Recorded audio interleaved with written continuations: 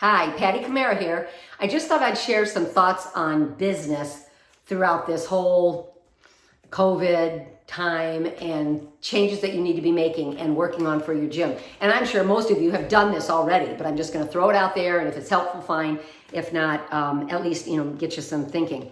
I would really recommend you to join your state chamber of commerce or go to your state chamber of commerce and see if they're having webinars or things that happen in your state. It's so much different than just the national thing, what's going on, the loans that are available. I would really recommend you do that. I'm sure you've redone your waiver, but if not, thing about your waiver is you need to have your own attorney look at it because it's got to be something in your state and in your area. So make sure you just don't take something off the internet or somebody like in a Facebook group that said, oh, I'll share you with you mine, unless you're an attorney, and then you can create your own. Make sure you've got an agreement signed with your staff on how to come back, what they agree to, how they understand that if they get COVID at your gym or they think they have gotten it there, what they're to do, etc. And when someone's asked me, Patty, what are you going to do if somebody calls up and says, I was at your gym last night and I found out I tested positive today? Then you call your local health department. Ask what they want you to do, because then you're going to be safe. It's not like you've made the decision. Give it to somebody else. Make an agreement with your customers that they understand these are the policies now. They understand it. They can sign it. All set to go. Update your staff handbook. That needs to be updated with all the new policies of cleaning procedures, when they come into work, what they do before they leave, what they do between classes. That needs to be redone. Update your customer policies on your website, all your policies and everything with coming in new. If you're keeping social distancing, if you're waiting the kids in the lobby, 6 feet apart, all the procedures need to be in writing. And again, have those parents sign it. They understand it. Just as a business point of view, do you know your break-even number?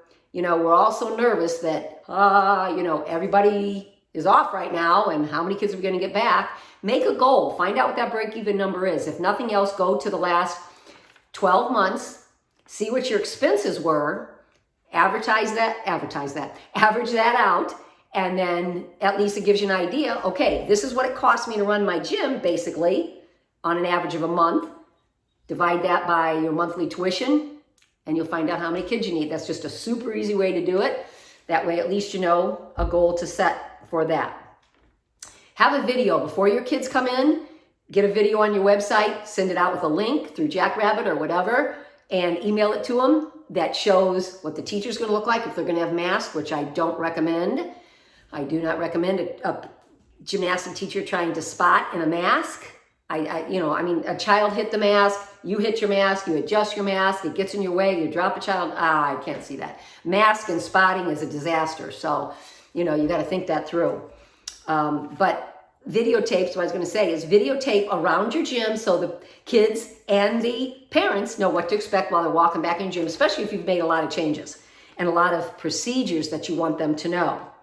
Don't say the word sanitize or sterile, because you could get hung up in that. If there's some issue down the road, it's not like you've promised them that it's in writing that you're going to sterilize or you're going to sanitize. You might want to watch those words and just say you're going to super clean, or you're going to, update your cleaning policies, your already fantastic cleaning policies, something like that.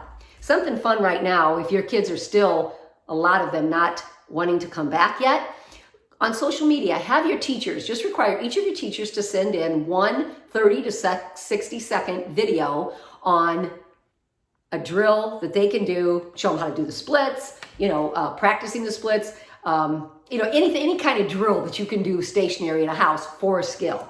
But have each of your teachers get involved. And then at the end of that, the teacher will say how much they miss being with them and they're going to see them soon, etc. Also, cutest thing is we get the most response. Have your teachers sit with their pet and just say, oh my gosh, I miss being at the gym and we can't wait to see you and all that type thing. Or I'm so excited we're coming back. Did you know we're opening up on this date? Or send it to quitters by saying, people haven't returned. You're non-current at the time, with their pet, saying how much you love being back in the gym and we miss you particularly. And if you haven't come back yet, we sure would love to have you, that kind of thing. No kids night out, no parties, no special events at this very beginning here. You just can't have people together, so that's an issue. I've had people say, well, Patty, you're going to raise prices this year. You say you raise prices every year. No, I'm not going to raise prices. Please do not give The people who have to decide if they're coming back, another reason to say no. I'm not going to lower my prices. I'm not discounting it. I'm also not going to add a surcharge, a COVID surcharge like my hairdresser did, but I'm certainly not going to raise tuition this year.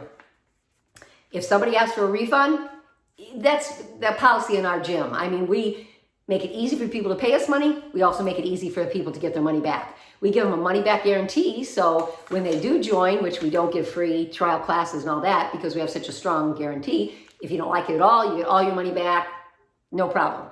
If somebody doesn't like a class, they walk out, we give them that class, the whole month, anything. The more that they are happy with you, it's their money. It's their money. If they want their money back, fine. But what we do at this time is if they say, we'd like a refund, say, you know what, if you might come back in the future, why don't we just give you credit? Because you can use it for anything. You could use this credit for a birthday party, towards camp or kids' night or your lessons coming up. And then they go, no, I want a refund. They go, okay, listen, what we'll do is we will refund you that the same way you paid. So you paid via Visa, so we'll get that to you as soon as we possibly can. Or whatever, but you know, and remind them that makeups, you have, if they have classes that are on the books, so to speak, they can make it up all the way until December 31st. So, you know, that way maybe they'll stay in. I think that's it. Anything else I think of, I'll do in another video, or email me, and you know, get on a Facebook page, go to tumblebear.com, ask questions, stay in the community for sure. So anyway, stay strong, stay healthy.